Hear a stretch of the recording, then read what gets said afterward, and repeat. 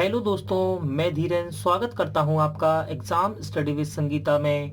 दोस्तों, आज के इस वीडियो में हम कवर करेंगे रेलवे ग्रुप डी परीक्षा 2021 के लिए मैथ के कुछ मोस्ट इंपॉर्टेंट क्वेश्चन को।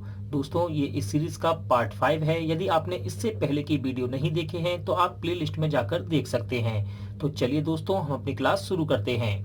पहला सवाल है, चक्रवृद्धि ब्याज और साधारण ब्याज से लिया गया है। तो पहला सवाल दोस्तों कह रहा है आपसे, किसी धन पर 2 वर्ष का चक्रवृद्धि ब्याज 249.60 रुपए है तथा साधारण ब्याज 240 रुपए है, तो दर प्रतिशत ज्ञात कीजिए। जब भी दोस्तों इस तरह का सवाल आपको एग्जाम में दिखाई दे, जहां आपको 2 साल का चक्रवृद्धि ब्याज दे रखा हो और 2 साल का ही साधारण ब्याज दे रखा हो और आपसे कहे दर प्रतिशत ज्ञात कीजिए, तो इस सवाल को आप बहुत ही आसान तरीके से लगा सकते हैं। इसके लिए मैं आपको एक फॉर्मूला बताता हूं। याद रखिएगा, जब भी आपको दर निकालने को कहे तो आप फॉर्मूला लगाएंगे दोस्तों, दर बराबर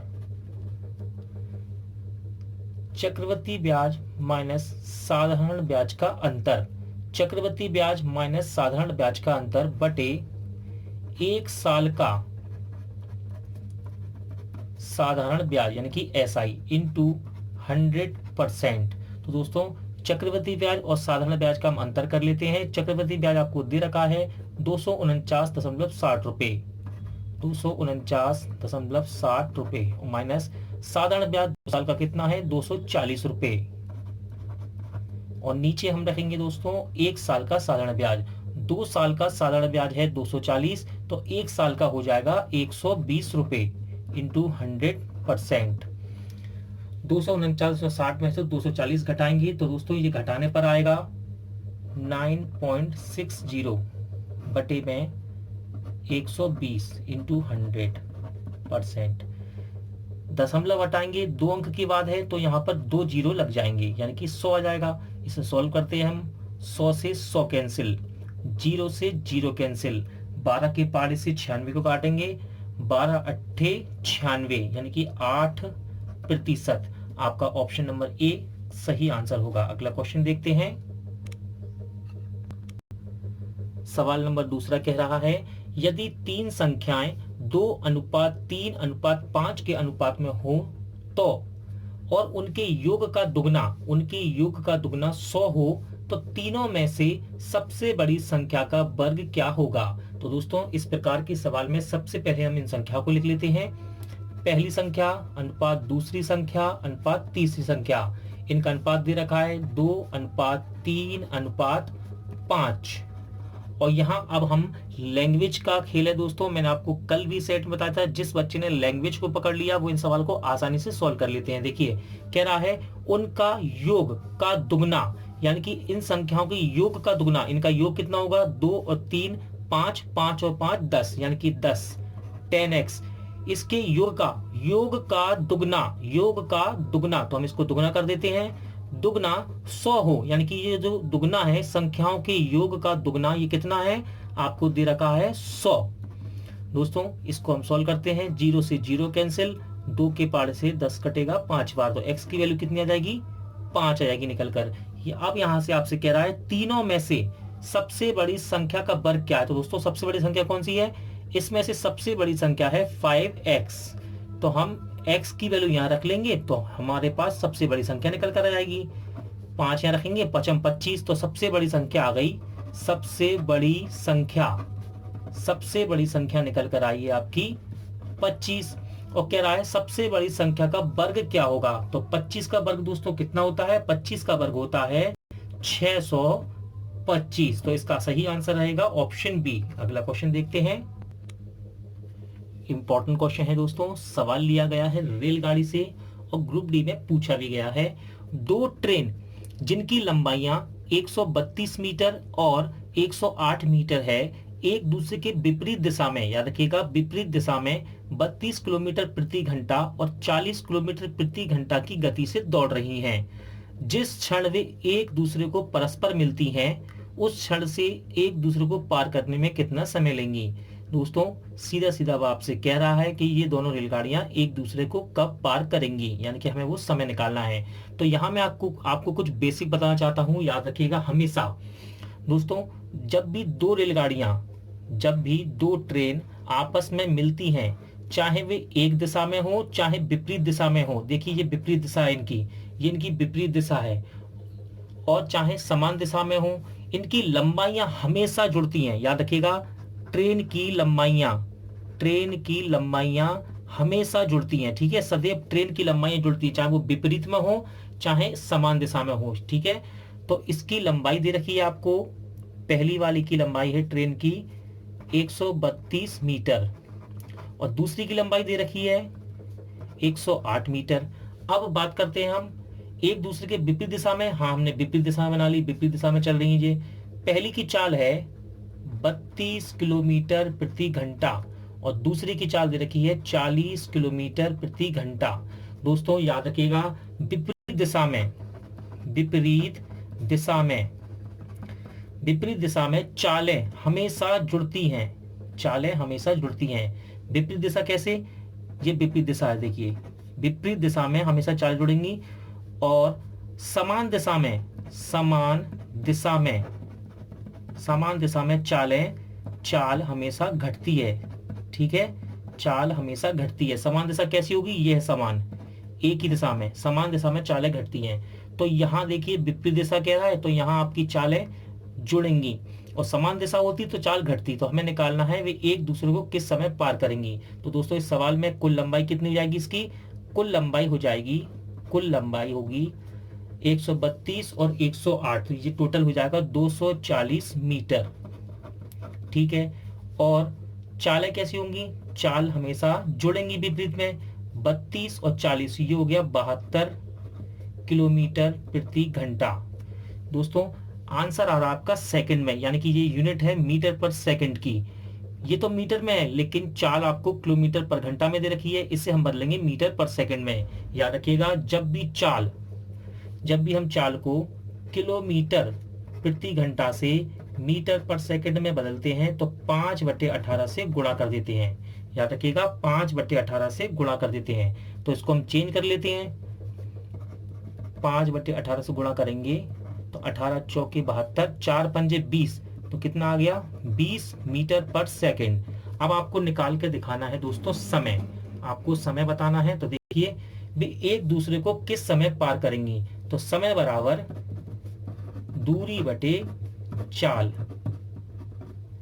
दूरी कितनी है, 240 मीटर में है। समय कितना है, दूरी, समय बराबर दूरी बटे चाल, दूरी लिख लिया हमने, चाल कितनी है 20, काट देंगे इसको हम, तो आंसर आएगा आपका 12 सेकंड, यानी कि ऑप्शन सी आपका सही आंसर रहेगा। आप इस सवाल का स्क्रीनशॉट कर सकते हैं, मैं आपको ठीक से सवाल पूरा दिखा देता हूं। देखिए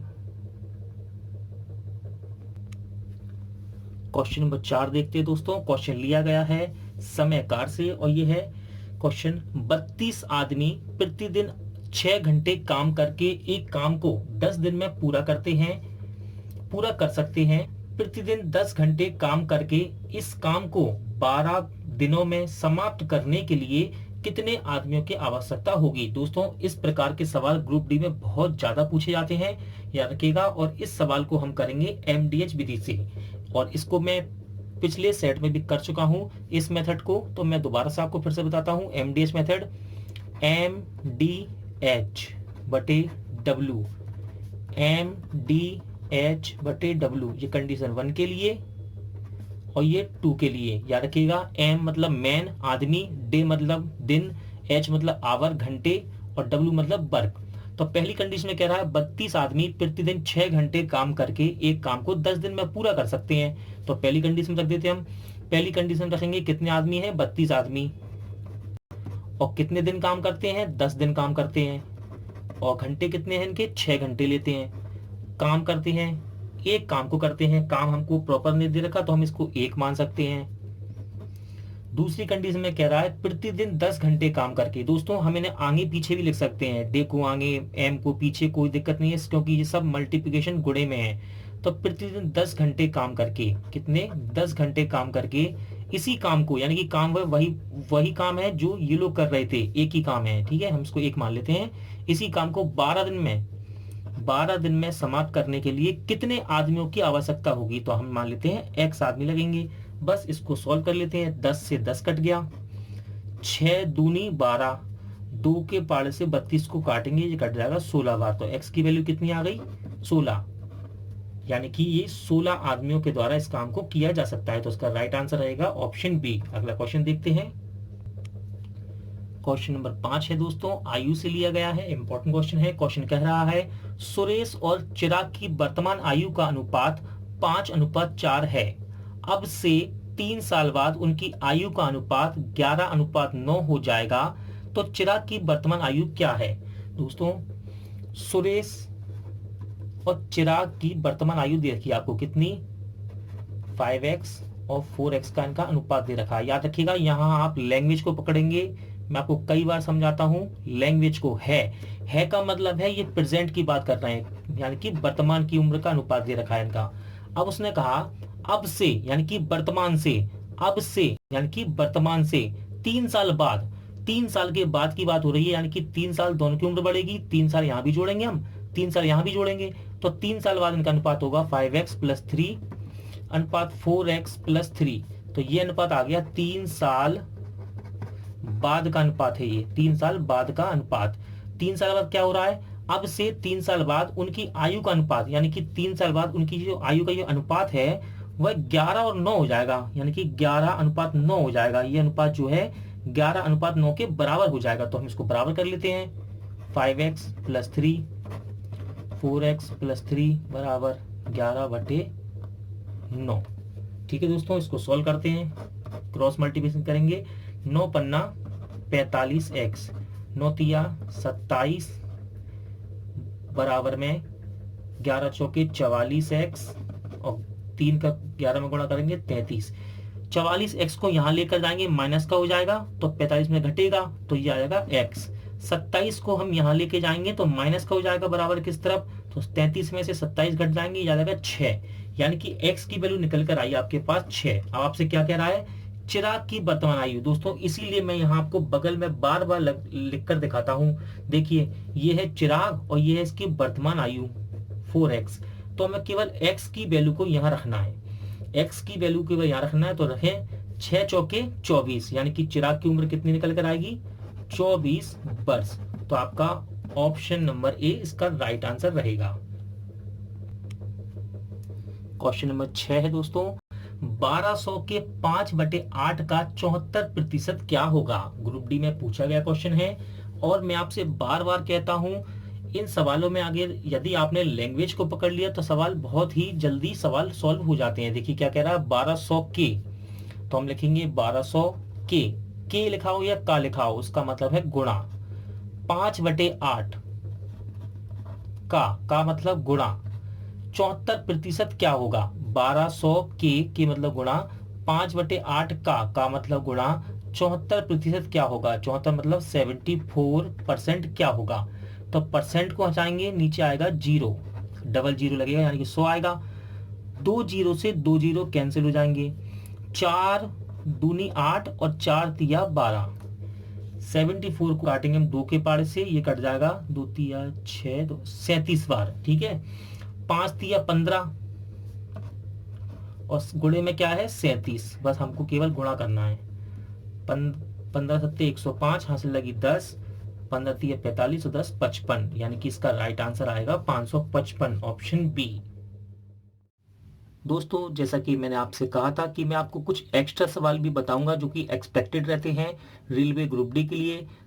इससे पहले वाले सेट में यानी कि सेट नंबर 4 में मैंने आपको परसेंट के 3 सवाल करवाए थे। आज मैं उसी सीरीज में उसी पैटर्न पर 2 सवाल और करवाने वाला हूं और आपको यहां भी मैं आपको उनका बेसिक पूरा बताऊंगा। देखिए सवाल क्या कह रहा है? 30 क्विंटल 2 मैट्रिक टन का कितने प्रतिशत है? कल मैंने आपको समझाया था दोस्तों।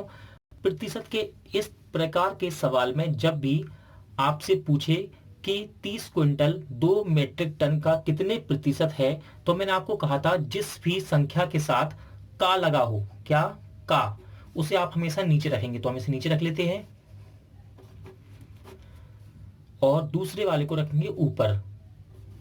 देखिए 30 क्विंटल 2 मैट्रिक टन का कितने प्रतिशत है, तो जिसके साथ का लगा है उसे रखेंगे नीचे और 30 को रखेंगे ऊपर, और कह रहा है कितने प्रतिशत, तो इंटू 100%। अब दोस्तों यहाँ यूनिट हमें एक सी करनी है, सेम करनी। देखिए ये है क्विंटल में और ये है मीट्रिक टन में, मीट्रिक टन में। तो जब तक आपको इनकी यूनिट के बारे में पता नहीं होगा आप इस सवाल को सॉल्व नहीं कर सकते। तो याद रखिएगा, मैं आपको बताता हूं, एक मीट्रिक टन बराबर क्या होता है दोस्तों, 10 क्विंटल। 10 क्विंटल होता है, 10 क्विंटल। तो देखिए ये 2 मीट्रिक है, यदि हम इसमें 10 का गुणा कर देंगे तो ये बन जाएगा क्विंटल में। याद रखिएगा, हम एक मीट्रिक टन में 10 क्विंटल होते हैं, तो ये क्या दे रखा है, 2 मीट्रिक दे रखा है दोस्तों। तो यहां हम गुणा कर देंगे 30/2। जैसे ही हम इसमें 10 का गुणा करेंगे तो ये बदल जाएगा दोस्तों मीट्रिक क्विंटल में बदल जाएगा, इंटू 100%। सॉल्व करते हैं, 0 से 0, 2 के पाड़े से 5 बार, और 5 दिया 15, यानी कि 150%। इसका आंसर रहेगा ऑप्शन डी। सवाल नंबर 8 कह रहा है 75 मिलीलीटर 1.75 लीटर का कितने प्रतिशत है। मैंने अभी आपको समझाया, जिस संख्या के साथ का लगा हो उसे हम रखेंगे नीचे, तो हम रख देते हैं 1.75 और बाकी का 75 आएगा ऊपर। तो जिसके साथ भी का लगा हो उसे रखेंगे नीचे। कह रहा है 75 मिलीलीटर 1.75 लीटर का कितने प्रतिशत होगा, इंटू में 100%। अब देखिए दोस्तों, आपको पता होना चाहिए ये राशि दे रखी है लीटर में और ये मिलीलीटर में। तो 1 लीटर बराबर होता है 1000 मिलीलीटर। तो हम इस लीटर को, ये लीटर में है और ये है मिलीलीटर में, इस लीटर को हम बदलेंगे, ये बड़ी राशि है ये छोटी राशि है, तो बड़ी राशि को हम बदलेंगे मिलीलीटर में। तो देखिए इसमें हम गुणा कर देते हैं 1000 का, तो ये बन जाएगा मिलीलीटर में, इंटू 100%। 2 अंक के बाद दशमलव है, दशमलव हटेगा तो ऊपर 2 जीरो लगा देंगे। अब सॉल्व करते हैं, 0 से 0 कैंसिल, 2 और 1 जीरो से ये 0। अब इसको काटते हैं, 25 के पार से 25 तिया 75 और 1 जीरो आ जाएगा, 25 सत्ते 175। तो ये आ गया 30/7। और परसेंट भी लगा हुआ है। सॉल्व करते हैं इसे, 7 चौके 28 और 2 सही 7, ये आएगा आपका आंसर, यानी कि ऑप्शन सी, सॉरी दोस्तों ऑप्शन बी इसका सही आंसर रहेगा। दोस्तों आज का वीडियो यही एंड होता है। उम्मीद करता हूं आपको ये वीडियो अच्छा लगा होगा, पसंद आया होगा। पूरा वीडियो देखने के लिए थैंक यू। जल्द मिलते हैं अगले वीडियो में।